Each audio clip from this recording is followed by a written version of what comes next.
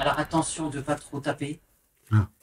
Tu peux légèrement caresser, mais tu ne tapes pas. Bon. On ne tape pas l'arrosoir. Mais on tu le peux- caresse. Mais surtout, tu joues avec. Ok. Bon ben, Ça tourne? ça tourne.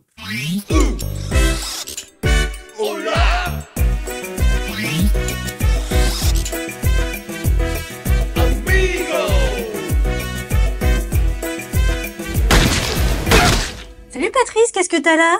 Salut Karine, bah, tu sais ce qu'on m'a dit? Non. Fallait pas que je tape l'arrosoir, fallait que je le caresse. Et oui, il faut prendre soin de l'arrosoir. Donc je le caresse.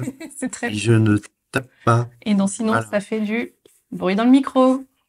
Pourquoi cet arrosoir? C'est un élément d'un film japonais.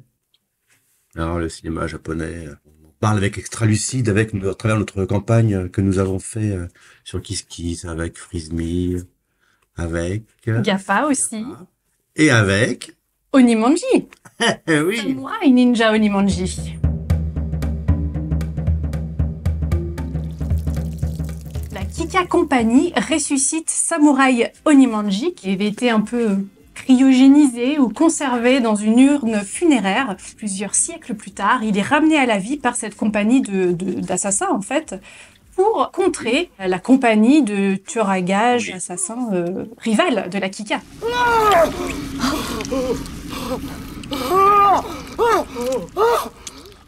Oui. Enfin, oui, je disais oui. Ah oui, oui, non, Tu tu peux me dire parles pas bonjour de à, tu peux dire bonjour à Karine. Bonjour. Voilà. Un pitch incroyable. Oh, alors là, je me suis dépêchée. C'est une course à travers le temps, ce film. C'est un délire cosmique. C'est un délire parce que de toute façon, c'est réalisé par Yoshihiro Nishimura. Ah, c'est l'homme des délires, lui. Oui, Le réalisateur fou, le réalisateur aux effets spéciaux incroyables, à des petits budgets, mais qui arrive à faire des trucs complètement déments dont on ne sort jamais indemne. jamais indemne. Il Oui. s'est d'abord fait connaître par ses maquillages, effets spéciaux. Il a travaillé sur Meatball Machine, par exemple, à ses débuts. Et c'était bien, c'est parce qu'il faisait des maquillages un peu à la David Scherer à l'ancienne. On le surnomme même le Tom Savini du Japon. Eh, Alors ça, hein. Donc, beaucoup d'effusions de sang. Il a travaillé, Yoshihiro, sur l'Attaque des Titans, d'accord. qui est l'adaptation de ce manga. C'est un de ses faits d'armes en tant que maquilleur. Mhm. Il touche à tout, en fait. Il touche à tout, il fait même la cuisine sur ses tournages. Il dort jamais, ou très peu.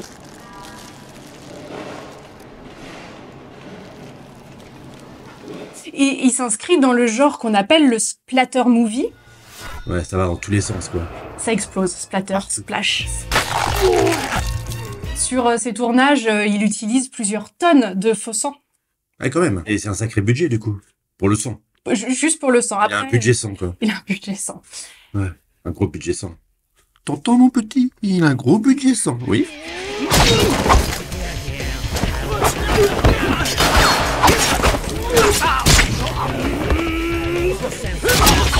Ensuite, il s'est fait connaître en passant à la réalisation de Tokyo Gore Police. Ah ouais. Voilà. Il a bien marché, celui-là. Une espèce Il a une super aura. Oui, film de science-fiction avec des femmes mutantes. Il y a beaucoup de femmes, des personnages féminins forts, puissants. Mm. Elles ont une force de caractère, elles sont ultra charismatiques et surtout elles prennent le pouvoir sur les hommes qui sont dépeints un petit peu benés. Dans Onimanji, d'ailleurs, la patronne Kika, elle travaille, la pauvre, avec son associé complètement ballot. Et elle compte sur Onimanji pour relever un peu le niveau, mais lui, le pauvre, il revient de l'époque des samouraïs. Il doit s'adapter à toute nouvelle technologie et à nos modes de vie récents. Ce qui n'est pas une simple affaire Non, pour un samouraï venu des temps passés. ouais. Onimanji, il se démarque un petit peu des autres films de Nishimura dans le sens où il y a moins de sang. C'est plus une comédie d'action avec des belles scènes de baston. Et Onimanji, c'était le personnage d'un film précédent. Et l'acteur, Mimoto, a tanné Yoshihiro pendant des années pour écrire un spin-off dont Onimanji serait le personnage principal. Et c'est lui qui a réglé toutes les cascades. Aussi. Mais comment ça se fait que tu en connais autant sur ce réalisateur? Ah. L'aurais-tu rencontré peut-être? Je l'ai rencontré. Non, mais... Je l'ai rencontré au festival 2300 Plan Neuf, les étranges nuits du cinéma à la Chaux-de-Fonds en Suisse. qui a projeté le film en avant-première mondiale l'année dernière, Onimanji, et Yoshihiro était l'invité du festival. Et donc, c'est à cette occasion que je l'ai rencontré.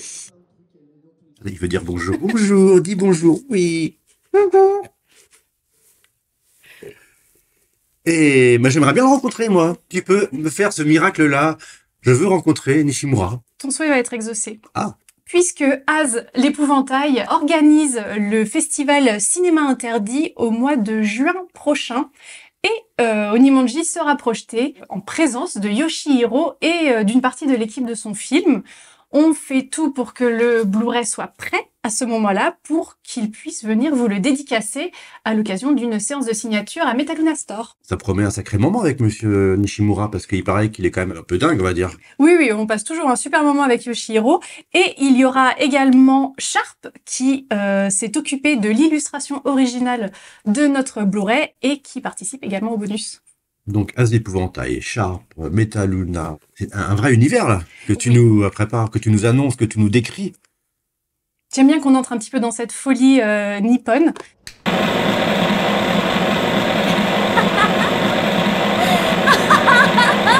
Et tu crois qu'il pourra encore revenir, Onimanji? En fait, faut voir le film pour ça. Eh ben oui, il faut voir le film. Voyez le film. Onimanji.